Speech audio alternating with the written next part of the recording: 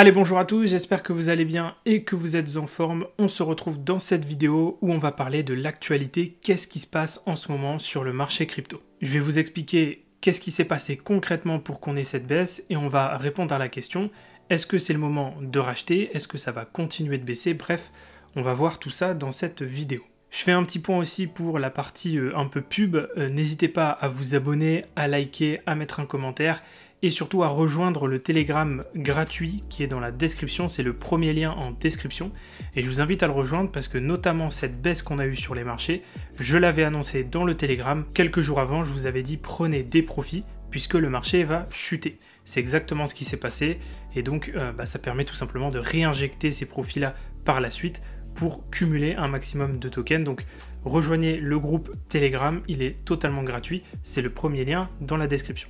Et n'oubliez pas le petit like, le petit commentaire, ça fait toujours plaisir. Allez, sans plus tarder, on va commencer la vidéo. Alors le premier volet de la vidéo, c'est de comprendre et d'expliquer qu'est-ce qui s'est passé sur les marchés. Il y a trois facteurs principaux qui font qu'on a eu cette baisse. Le premier facteur, c'est le débouclage des positions des institutionnels.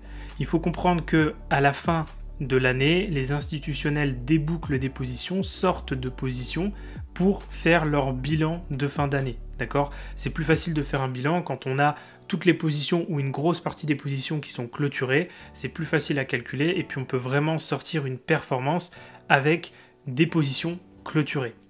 C'est difficile de sortir une performance sur des chiffres qui peuvent varier puisque les marchés sont volatiles, bougent, montent, descendent, etc.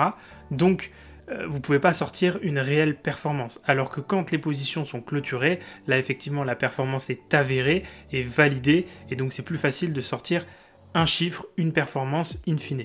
Donc il y a cette raison-là, puis il y a la deuxième raison liée aux institutionnels qui est que tout comme pendant l'été, beaucoup de traders sont en vacances, beaucoup de fonds d'investissement sont en sous-régime, même au niveau des banques, puisqu'il y a moins d'activité.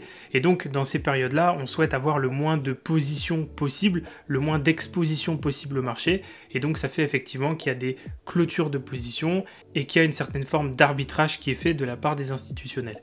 Et donc, forcément, quand vous êtes en profit sur des positions et que vous débouclez ces positions, ça crée une pression baissière sur l'actif. Ça, c'est la première raison. La deuxième raison, c'est le discours de Jérôme Powell de mercredi de cette semaine. Jérôme Powell qui a annoncé deux choses relativement négatives pour le marché. La première, c'est qu'il y aurait seulement que 2 baisses de taux pendant l'année 2025. Évidemment, le marché s'attendait à beaucoup plus de baisses de taux et on s'attendait à un discours beaucoup plus dovish de la part de Jérôme Powell. Donc un discours dovish, c'est un discours plutôt accommodant, plutôt positif, etc. Là, ça a été le cas, mais moins que ce qu'on imaginait. Et la deuxième chose, c'est qu'il a dit que l'inflation pourrait revenir à l'objectif des 2% de la Fed seulement en 2026. Et donc ça, on imaginait que ça serait le cas en fin 2024, voire peut-être début 2025, mais on n'imaginait pas 2026. Donc forcément, ça crée aussi une sorte de dissonance au niveau des attentes du marché, et ça n'a pas plu du tout aux actifs risk-on, donc aux indices et aux crypto-monnaies qui ont chuté directement. Par contre, ça a plu au dollar qui a lui explosé en conséquence.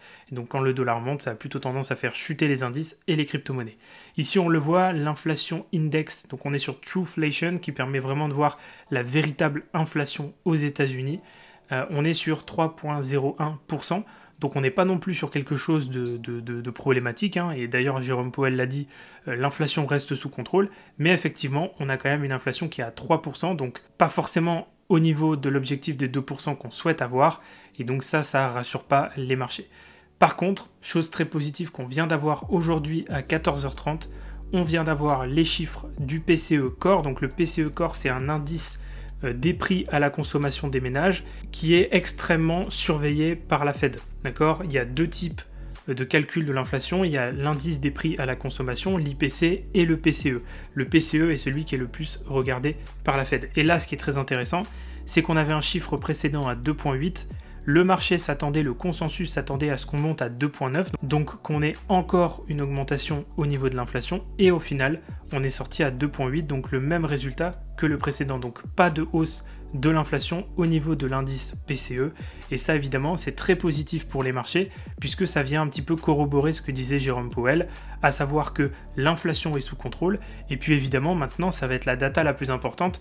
Plus l'inflation aux États-Unis va baisser, plus les marchés crypto et indices vont monter. Et à l'inverse, si l'inflation repart à la hausse, les indices et les crypto-monnaies vont baisser, puisqu'on anticipera tout simplement que la Fed restera neutre au niveau des taux, donc soit ne touchera pas aux taux, soit au contraire pourrait potentiellement les remonter si jamais l'inflation se met à exploser. Mais dans tous les cas, ce que veut le marché, c'est une baisse des taux d'intérêt et non pas que les taux restent neutres ou alors, encore pire, augmentent. Et donc plus l'inflation va baisser, plus le marché va être positif vis-à-vis de cette baisse de taux, et donc on aura des hausses successives sur les indices et les crypto-monnaies. Et le troisième point, on y vient juste maintenant, c'est le VIX, donc l'indice de la peur, un indice de volatilité basé sur les options sur le S&P 500. Et comme je l'avais précisé sur le Telegram gratuit, le VIX avait deux gaps à combler, de gros gaps à combler, entre 18 et 20, et pour le deuxième gap, entre 34 et 36-37. Ces deux gaps sont extrêmement importants, ils sont imposants, on les repère assez facilement ici avec les espèces de carrés noirs que j'ai marqués sur le graphique. Et donc j'avais mis ces deux flèches en disant le VIX est extrêmement bas, il ne peut que repartir à la hausse pour venir combler ces gaps. Et donc si le VIX repart à la hausse, vu que c'est l'indice de la peur, quand il monte, ça crée de l'incertitude, de la peur sur les marchés, et donc ça fait baisser les indices et les crypto-monnaies, ce qui a été le cas, puisque si on reprend du coup le graphique du VIX qui est juste ici, vous voyez qu'on a bien eu cette grosse accélération au niveau du VIX, puisqu'on est passé d'un niveau de 14-15 points à un niveau de 27-28 points, et donc cette accélération a provoqué une baisse significative au niveau du marché des cryptos, c'est ça qui nous intéresse, et aussi sur les indices. Donc ça, c'est les trois raisons qui ont généré cette baisse sur les marchés actions, donc indices, et en même temps les crypto-monnaies. Maintenant qu'on comprend ça, il y a un premier point qui est positif, comme je vous le disais, c'est le résultat des chiffres de l'inflation PCE aujourd'hui à 14h30 qui sont positifs, donc ça va dans le sens du discours de Jérôme Powell et ça va dans un sens plutôt positif pour les crypto-monnaies. C'est pour ça que vous voyez ici que le VIX est en train de redescendre. On est passé d'un niveau de 26,30, 26,39 à actuellement 22,60, donc ça c'est plutôt positif, ça va permettre aux crypto-monnaies de rebondir. Et maintenant, on va voir ce qui se passe concrètement sur Bitcoin et sur la Bitcoin dominance et également les altcoins pour essayer de voir qu'est-ce qu'on peut faire dans les prochains jours, prochaines semaines, prochains mois et quelle est la direction qu'on va avoir. Donc si on fait un petit tour ici sur Bitcoin, ce qu'on remarque assez rapidement, c'est qu'on est venu rechercher les EMA ici, donc les moyennes mobiles exponentielles. C'est plutôt pas mal puisqu'on vient encore se supporter dessus comme on l'a fait déjà ici le 2 décembre 2024. Donc on a un beau support ici qui tient plutôt bien, mais on avait besoin de retracer puisqu'on est arrivé dans cette zone de volatilité. Volatility area, ça veut dire zone de volatilité. On a très bien réagi parfaitement dessus, donc elle est entre 107 et 122. Donc on sait que dans cette zone, il va y avoir du remue-ménage et il faudra prendre des profits à chaque fois qu'on va atterrir dedans. Maintenant, pas d'inquiétude sur Bitcoin puisqu'on voit que pour l'instant, on est toujours soutenu par cette EMA, par ce couple d'EMA. En termes de retracement, si on tient ce niveau, on va rester largement au-dessus de 88-90. Par contre, si on passe en dessous de 88-90, on a un gap CME à combler entre 78 et 80, donc on pourrait très vite décrocher et aller chercher ce niveau. Mais pour l'instant, tant que Bitcoin tient ce niveau des 88-90 et donc ce couple de EMA ici, il n'y a pas forcément de quoi paniquer ou être pris de panique. Ça reste toujours une trend bien haussière. Si je passe sur le Bitcoin CME, on le voit ici, le gap CME est entre 78 et 80. Donc vous voyez qu'on a encore un peu de marge avant d'aller le chercher et le combler. Et surtout, on est toujours bien soutenu ici par ce couple de EMA. Donc pour l'instant, on reste toujours très bullish, il n'y a pas de débat là-dessus. Mais on reste encore loin des 78-80, surtout grâce à cette news positive sur l'inflation américaine qui nous permet là d'avoir un gros rebond sur Bitcoin puisqu'on est repassé de 92 500 $ à 96 000 à l'heure où je parle. Le point un peu plus embêtant, c'est cette Bitcoin dominance qui repart à la hausse puisqu'on avait eu une belle baisse de la Bitcoin dominance où on était passé de 61,5% à 54,7%. Et là, on est repassé à 59%, donc on a la Bitcoin dominance qui remonte. Forcément, du coup, ça complique la performance des altcoins, puisque ça veut dire que la liquidité retourne dans Bitcoin, dans tous les cas à court terme. Donc forcément, ça va devenir très compliqué pour les alts, puisqu'on avait une belle performance des alts, notamment avec une Bitcoin dominance à 57, 56, 55, etc. Mais là, on voit que depuis que ça repart, les alts ont beaucoup plus corrigé que Bitcoin sur les derniers jours. On a eu des moins 30, des moins 40, des moins 50%, ce qui n'est pas le cas pour Bitcoin. Donc effectivement, pour l'instant, pour les alts, ça va rester compliqué tant que la Bitcoin dominance reste autour des 59-60 comme on l'a actuellement. Maintenant, on sait qu'entre cette zone des 60 et 65, normalement, la Bitcoin dominance est censée se stabiliser à l'intérieur de cette zone et chuter par la suite. Probablement, ce que je pense, c'est que ça se passera plutôt en début d'année 2025, puisque théoriquement et historiquement, le début d'année est très très bon pour Ethereum, d'accord. Les meilleurs mois pour Ethereum, c'est janvier, février, mars et avril. Et généralement, quand Ethereum performe plus que Bitcoin, c'est annonciateur d'une altcoin season, puisqu'on a souvent une grosse performance d'Ether, avec en parallèle une performance des altcoins. Donc c'est pas très grave si à court terme, sur cette fin d'année, la Bitcoin dominance remonte un peu, puisque l'objectif ce sera d'avoir une sorte de double top, et ensuite d'avoir une baisse de la Bitcoin dominance pour aller chercher justement une altcoin season et une performance des alts en parallèle d'une performance d'Ether. Maintenant, si on regarde au niveau du Crypto Total 3, donc le Crypto Total 3, c'est la performance des altcoins en excluant du coup la market cap de Bitcoin et d'Ether. Bon, déjà, ce qui est bien, c'est que la flèche ici a été validée, hein, comme je l'avais spécifié la dernière fois. L'objectif était donc de réagir dans cette zone d'achat et de valider donc cette flèche avec au minimum un Total 3 qui irait chercher les 1000 milliards de capitalisation. On a été un peu plus haut parce qu'on a été chercher 1,13 milliards de capitalisation. Donc on a dépassé mon objectif des 1000 milliards. Donc ça, pour le coup, c'était pas attendu et j'en suis plutôt content. Et très logiquement, du coup, vu qu'on est venu chercher l'ATH au niveau du Total 3, comme je le répète souvent, quand on vient chercher des plus hauts et des plus bas de structure, on a toujours des corrections.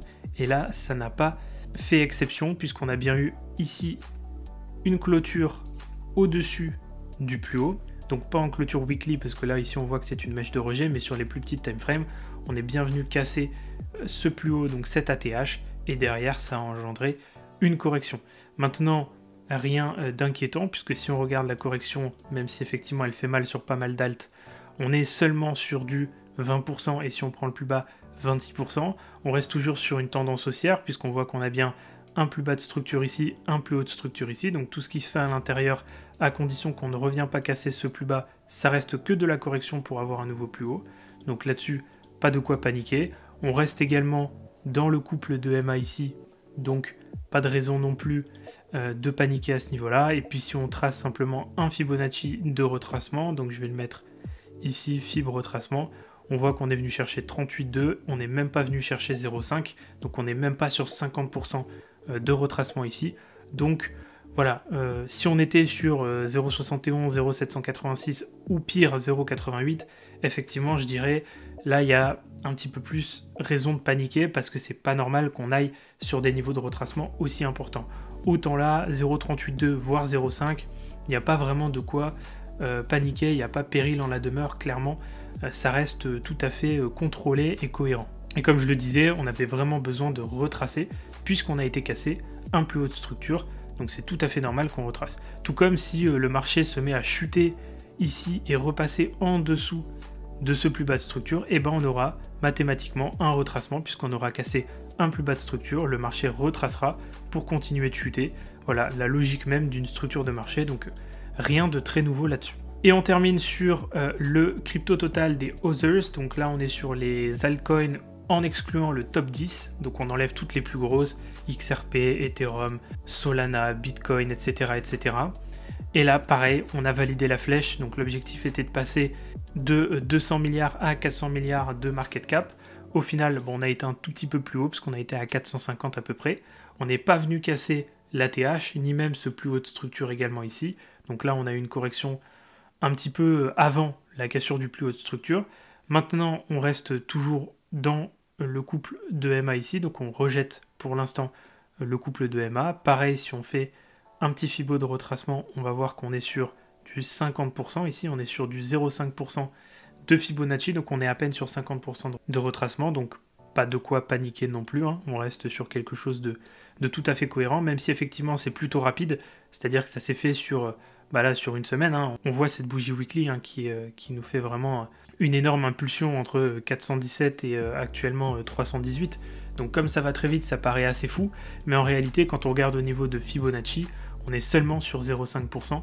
Donc c'est tout à fait cohérent, c'est un retracement classique comme on a l'habitude d'en voir très très souvent. Donc là, tant qu'on tient ici le couple de MA, tant qu'on reste à peu près aux alentours des 0,5, 0,618 de Fibonacci, donc globalement dans la première zone d'achat ici, il n'y a vraiment pas de quoi paniquer, et même au contraire, c'est un très très bon niveau pour pouvoir repasser à l'achat et reprendre position et recharger surtout sur la plupart des tokens qui composent le top 100, le top 200, le top 500, enfin en fonction des tokens que vous surveillez et que vous avez en portefeuille. Donc la conclusion est la même, pas de raison de paniquer ici non plus. Et si on regarde en termes de structure, on a toujours un plus bas ici, un plus haut ici, donc l'objectif c'est de générer une nouvelle impulsion et d'aller chercher les 500, voire 600 milliards de market cap sur le crypto total des Others. Donc voilà pour ce point de marché, vous avez l'explication de pourquoi on a eu cette baisse, en tout cas les 3 facteurs les plus importants. Vous avez aussi la vision de marché qui vous permet de comprendre concrètement où est-ce qu'on en est, est-ce que c'est le bon moment de réinvestir ou pas. Personnellement, c'est déjà fait, j'ai déjà rechargé sur du Pendle, sur du ARB, sur du Dogecoin, etc., etc. Donc sur pas mal de tokens que j'ai en portefeuille et que je surveillais. Par exemple, pour le cas de Dogecoin, ça me permet d'en racheter alors qu'effectivement il était monté tellement haut que ça devenait très peu intéressant de se repositionner dessus. Donc ça permet aussi d'avoir des points d'entrée qu'on n'aurait pas pu avoir il y a quelques semaines. Et donc, à la question, est-ce que c'est le bon moment de racheter, réinvestir, recharger? Oui, à condition qu'on tient toujours les niveaux que j'ai évoqués, donc le couple de MA, les niveaux de retracement Fibonacci, que les données sur l'inflation ne se tarissent pas, donc qu'on reste sur une inflation globalement aux alentours des 3%, qu'on n'ait pas une grosse augmentation au niveau de l'inflation. Là effectivement ça poserait problème pour la suite et surtout pour une continuation des performances haussières au niveau des crypto-monnaies. Mais dans la situation actuelle, on reste sur une configuration haussière, donc on peut en profiter pour recharger. Évidemment les bons projets, hein, j'en ai cité quelques-uns, mais on peut citer du SUI, on peut citer du Raydium, on peut citer du Pendle également, du Avax, du Link, etc. Tout ça, c'est des bons projets que je me permets de recharger assez régulièrement, surtout sur des grosses phases de correction comme ça. Et puis, comme je l'avais partagé dans le Telegram gratuit, on avait pris des profits, et donc ces profits pris servent tout simplement à réinjecter et à recharger dans des phases de baisse comme ça. Voilà, je pense que je vais m'arrêter ici pour cette vidéo, j'espère qu'elle vous aura plu. Si c'est le cas, pensez à mettre un like, un commentaire et à vous abonner à la chaîne YouTube. Je le répète, si vous souhaitez rejoindre le Telegram gratuit, c'est dans la description de la vidéo, c'est le premier lien. Pareil, si vous souhaitez me rejoindre sur mes réseaux sociaux, que ce soit Instagram et TikTok, vous avez le lien dans la description de la vidéo. Je publie régulièrement du contenu tous les jours et j'avais aussi annoncé sur Instagram la baisse des marchés, donc n'hésitez pas à aller me suivre. Concernant mes programmes et accompagnements et même mes coachings, vous avez également tous les liens dans la description de la vidéo. Ça redirige directement sur mon site internet où j'explique tout ce que je propose, donc que ce soit l'accompagnement au quotidien qui s'appelle donc CryptoPump, ou alors la formation pour mettre en place un plan d'investissement et surtout un plan de prise de profit avec des paliers calculés avec des outils professionnels, techniques basés sur des mathématiques, bref, tout ça c'est très très détaillé dans la formation. Vous avez aussi le lien de profit illimité dans la description de la vidéo. Et si vous souhaitez prendre un coaching pour avoir un accompagnement plus personnalisé ou qu'on travaille une thématique particulière ensemble, vous avez également le lien dans la description de la vidéo. Sur ce, je crois que j'ai tout dit, je vais vous laisser ici, je vous souhaite à tous une excellente journée ou une excellente soirée, et nous, comme d'habitude, on se retrouve dans de prochaines vidéos pour de nouvelles analyses et de nouveaux partages.